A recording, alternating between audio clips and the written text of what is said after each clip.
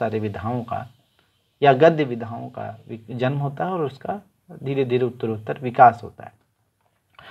तो ये जो इच्छाएं थी जनता से जुड़ने की और अंग्रेजी साहित्य का अध्ययन शुरू हो गया था, उनके संपर्क में हम आ गए थे, देश दुनिया के बारे में जानने लगे थे, पत्र पत्रिकाओं का प्रकाशन शुरू हो गया था प्रेस की स्थापना के बाद। इसके फलस्वरूप गद्य के एक नए विधा का स्वरूप सामने आया। इस नवीन विधा को, जिसमें विचारक जो है एक विशेष प्रकार से अपने विचारों को प्रस्तुत कर रहा था और बिल्कुल एक सुगठित तरीके से, उसको निबंध कहा गया। विषय की दृष्टि से भारतेंदु युग में दो प्रकार के निबंध लिखे गए।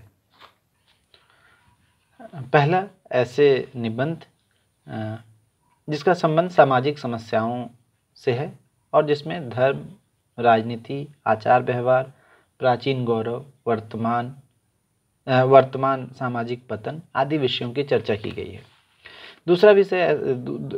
दूसरे निबंध ऐसे हैं जिनमें विज्ञान, इतिहास और मनोभाव आदि पर विचार किया गया, यानी लगभग जीवन और समाज के जितने भी पहलू हो सकते हैं उन सब पर इस युग में निबंध लिखने की कोशिश हुई। और इस युग के जो प्रमुख निबंधकार थे, भारतेंदु हरिश्चंद्र थे, प्रताप नारायण मिश्र थे, बालकृष्ण भट्ट थे, बद्री नारायण प्रेमघन चौधरी थे। इनके अलावा लाला श्रीनिवास दास, राधाचरण गोस्वामी, काशीनाथ खत्री, मोहनलाल विष्णुलाल पंड्या, तो ये सारे लोग जो थे इस युग में निबंध लिख रहे थे। लाला श्रीनिवास दास ने भारत खंड की समृद्धि नामक निबंध लिखा। इसमें भारत के प्राचीन गौरव एवं वर्तमान जो हीन अवस्था थी उसका विस्तृत और प्रभाव उत्पादक वर्णन किया। इसी तरह से एक सदाचरण निबंध लिखा, जिसमें आचार संबंधी, इससे अच्छा आचरण कैसे किया जाए, क्या होता है, आचरण संबंधी विषय पर उन्होंने लिखा। राधाचरण गोस्वामी इस युग के बहुत प्रभावी निबंधकार में से थे, जिनके ज़्यादातर उन्होंने सामाजिक विषयों पर लिखा। जो वृंदावन से एक पत्रिका निकलती थी भारतेंदु, उसमें वो लिखते थे। इसमें इनकी जो सबसे बड़ी विशेषता थी वो था व्यंग्य का पुट। राधाचरण गोस्वामी के निबंधों में व्यंग्य जो है वो बहुत प्रभावी तरीके से दिखाई पड़ता है। इनकी भाषा जो है प्रौढ़ और परिमार्जित है। निबंध आप समझिए कि वो उस समय ये लिख रहे थे कि गोदान की आलोचना करते हुए, प्रेमचंद के गोदान उपन्यास से पहले वो लिख रहे हैं, गोदान जो प्रथा थी उसकी आलोचना करते हुए लिखते हैं कि अगर गाय की पूंछ पकड़कर पार उतरा जा सकता है तो बैल की पूंछ पकड़कर क्यों नहीं, और अगर बैल की पूंछ पकड़कर उस पार उतरा जा सकता है तो कुत्ते ने क्या गलती की है। तो इसका मतलब है कि हमारे जो निबंधकार थे, राधाचरण गोस्वामी ने अपनी एक संक्षिप्त आत्मकथा भी प्रकाशित करवाई थी, मेरी संक्षिप्त जीवन कथा या ऐसा ही कुछ नाम है, जिसमें वो कहते हैं कि उनके घर में न सिर्फ अंग्रेजी और फारसी पढ़ने पर प्रतिबंध था, बल्कि अगर गलती से भी अरबी, फारसी या अंग्रेजी के शब्द उच्चरित हो जाते थे तो ढंग से, मतलब अनुशासनहीनता के बतौर सजा दी जाती थी। तो उन्होंने लिखा है अपने उस संक्षिप्त जीवन कथा में कि फिर वो छुपकर अंग्रेजी और बाकी भाषाएं सीखने लगे। एक ऐसे घर में जन्म लेने के बाद, और वैष्णव घर में उन्होंने जन्म लिया था, तो मैं ये कह रहा हूँ कि हमारे साहित्यकार जो थे वो कितने अपने समय के प्रति और समाज की समस्याओं के प्रति सचेत थे। भारतेंदु युग से यूं ही नहीं आधुनिक साहित्य, हिंदी साहित्य का विकास हुआ। भारतेंदु के अतिरिक्त दूसरे जो साहित्यकार थे वो भी उतने ही सचेत थे, उतने ही प्रतिभाशाली थे और उतने ही दायित्व और प्रतिबद्ध थे। इसी तरह से एक निबंधकार थे मोहनलाल विष्णुलाल पंड्या। ये हरिश्चंद्र चंद्रिका और मोहन चंद्रिका के संपादक भी रहे थे। सामाजिक विषय पर लिखा, जैसे हम लोगों की वृद्धि किस रीति से होगी, बंधुत्व किसे कहते हैं, खुशामद, इस तरह के निबंध इन्होंने लिखे। काशीनाथ खत्री एक प्रमुख नाम है। सामाजिक विषयों पर ज़्यादातर लिखा, समाज की जो समस्याएं थी, स्त्रियों की समस्याओं पर भी लिखा, देश की समस्या पर भी लिखा। इनके जो प्रमुख निबंध थे वो थे स्वदेश प्रेम, विधवा, ये इनके निबंध थे। पर इस युग के जो सबसे प्रमुख निबंधकार थे, मतलब वो भारतेंदु हरिश्चंद्र थे। आप देखेंगे कि भारतेंदु के तमाम रचनाओं में और उनकी जो विचार हैं वो बहुत ज़्यादा, जिसने उस युग में एक राष्ट्रीयता की भावना का विकास किया, मतलब बिल्कुल प्रारंभिक युग में हिंदी साहित्य के, गद्य साहित्य के, और 1857 की क्रांति के बाद जिस लेखक पर सबसे अधिक प्रभाव पड़ा और जिसने फिर अपनी एक मंडली बनाई और नवीन युग का सूत्रपात ही कर दिया। तो उनके समाज सुधार की समस्या जो थी, विशेषकर स्त्री समाज का उत्थान वो चाहते थे। उस समय उन्होंने भ्रूण हत्या जैसे लेख लिखे। उनके निबंध राजनीतिक चेतना से भी युक्त होते थे। अंग्रेजों के से हिंदुस्तानियों का जी क्यों नहीं मिलता, जिसमें अंग्रेजी मनोदशा का सूक्ष्म चित्रण है कि कैसे अंग्रेज कैसे हैं और हम कैसे हैं, क्या फ़र्क है, भारतवर्ष की उन्नति कैसे हो सकती है, कि भारत की समस्याएं क्या हैं, कि एक भाषा वाला दूसरी भाषा से नहीं मिलना चाहता, जाति की समस्या है, नदी के इस पार उस पार की समस्या है। जो बलिया के मेले में उन्होंने भाषण दिया था, वो लेख निबंध रूप में बाद में छपा, भारतवर्ष की उन्नति कैसे हो सकती है। वैसे इतिहास, भाषा और साहित्य पर विचारात्मक निबंध लिखे। हिंदी भाषा निबंध है उनका, स्यापा, नाटकों का इतिहास, भाषा और साहित्य की उत्पत्ति, इस तरह के निबंध उन्होंने लिखे हैं। ऐतिहासिक निबंध भी लिखे, जैसे और अकबर और औरंगजेब, रामायण का समय। तो और मतलब लगभग तमाम विषयों को पर भारतेंदु ने लेखन किया।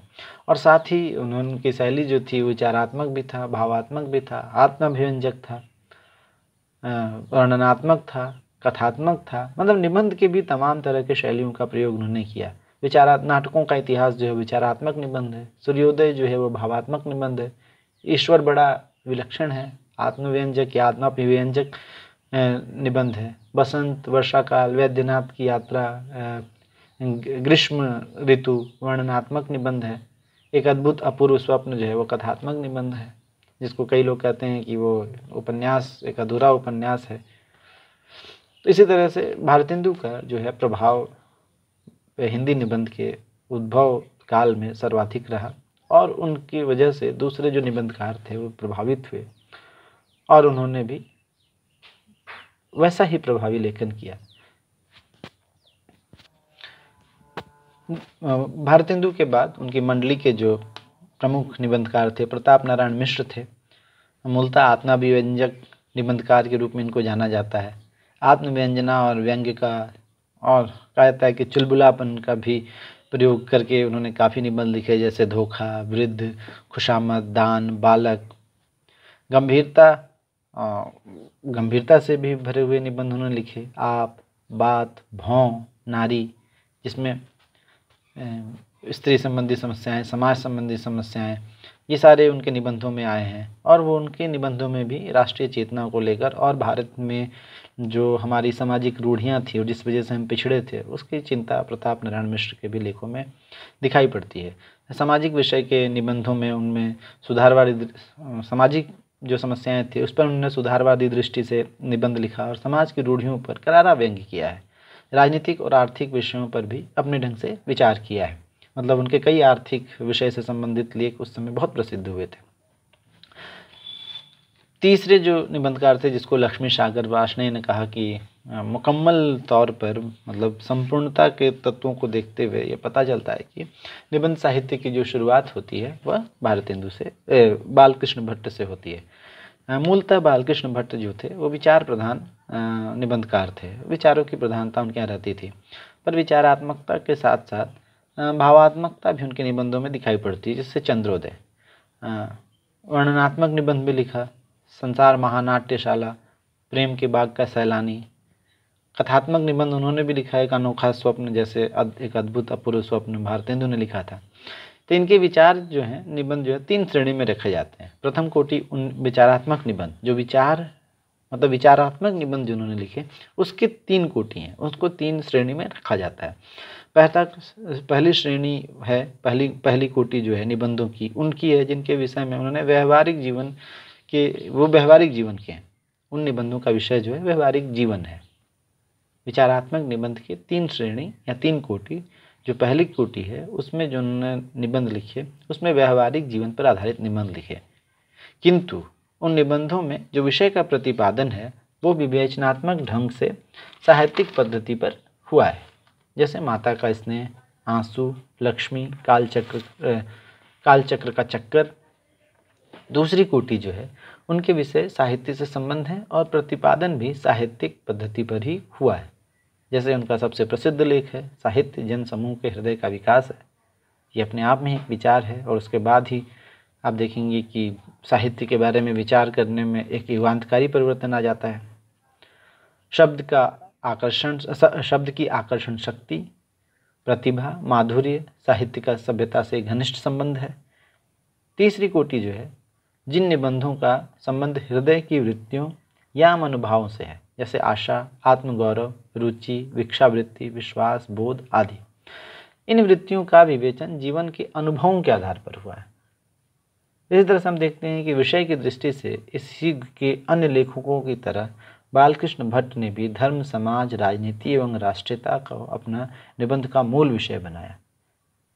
राष्ट्रीयता या राष्ट्र देश से संबंधित समस्याओं और समाज सुधार के बाद ही देश सुधार संभव है, यह केंद्रीय जो समस्या थी, जो एक दृष्टिकोण था, यह भारतेंदु युग के लगभग सभी निबंधकारों में दिखाई पड़ता है।